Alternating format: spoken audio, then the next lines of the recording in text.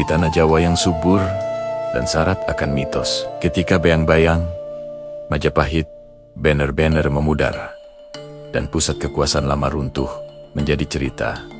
Sebuah kekuatan baru tumbuh perlahan, bukan dari pesisir, bukan dari perdagangan laut, melainkan dari pedalaman yang sunyi, dari ladang-ladang, hutan jati, dan desa-desa yang tenang. Mataram Islam lahir sebagai kerajaan yang akan mengubah wajah Jawa selamanya. Awalnya, Mataram bukanlah kerajaan besar, bukan pula pusat kekuasaan yang disegani.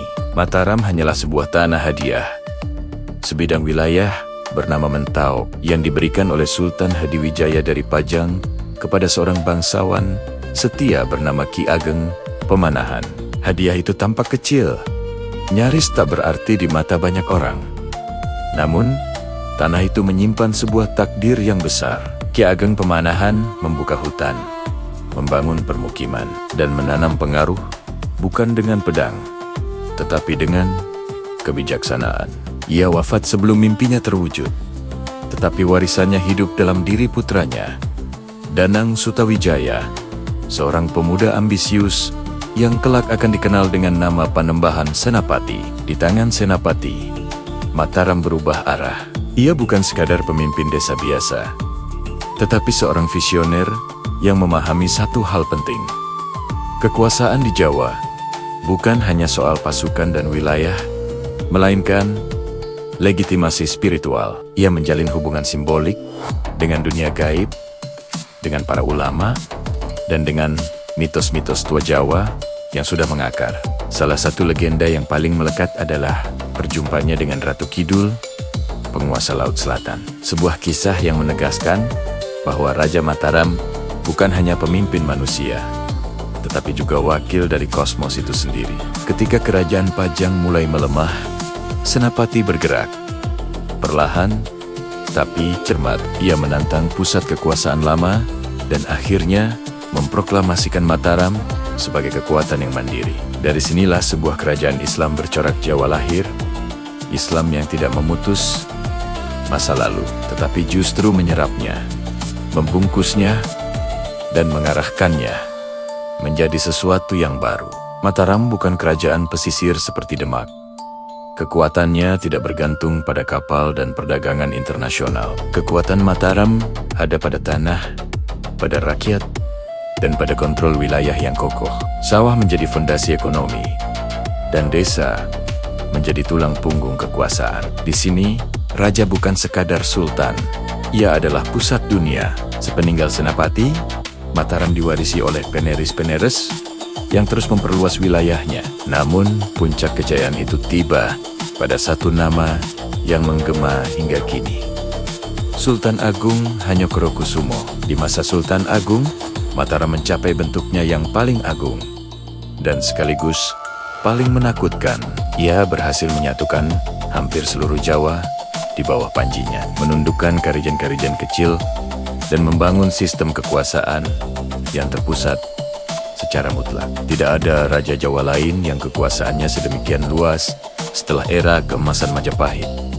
Namun, Sultan Agung bukan hanya seorang penakluk. Ia adalah seorang pemikir, seorang pembaru, dan simbol perlawanan ketika bangsa asing, yaitu Volk Belanda, mulai menancapkan kuku mereka di Batavia. Sultan Agung melihat ancaman yang jauh lebih besar dari sekadar perebutan wilayah. Ia melihat masa depan Jawa yang bisa dikuasai oleh orang asing. 2 kali ia mengirim pasukan raksasa untuk menyerang Batavia. 2 kali pula Mataram gagal, bukan karena kurangnya keberanian, tetapi karena perbedaan teknologi, masalah logistik yang kompleks, dan wabah penyakit mematikan yang melanda pasukannya. Kekalahan itu tidak menghancurkan Mataram seketika, tetapi meninggalkan luka yang mendalam, luka yang perlahan menggerogoti kekuatan kerajaan dari dalam. Sultan Agung wafat sebagai raja besar. Tetapi, setelahnya, Mataram memasuki fase yang paling rapuh. Para penerusnya tidak memiliki wibawa yang sama. Istana menjadi sarang intrik dan perebutan kekuasaan. Pangeran melawan pangeran. Adipati berkhianat, dan di tengah kekacauan itu, Fox masuk. Bukan dengan meriam, melainkan dengan perjanjian. Perjanjian demi perjanjian ditandatangani, wilayah demi wilayah diserahkan. Raja-raja Mataram yang lemah menjual kedaulatan mereka hanya demi mempertahankan tahta. Hingga akhirnya, Mataram yang dulu begitu perkasa, tak lagi utuh. Kerajaan besar itu pecah. Perjanjian Giyanti pada tahun 1755 menjadi titik akhir dari Mataram sebagai satu kekuatan tunggal. Tanahnya dibelah menjadi Kesultanan Yogyakarta dan Kasunanan Surakarta.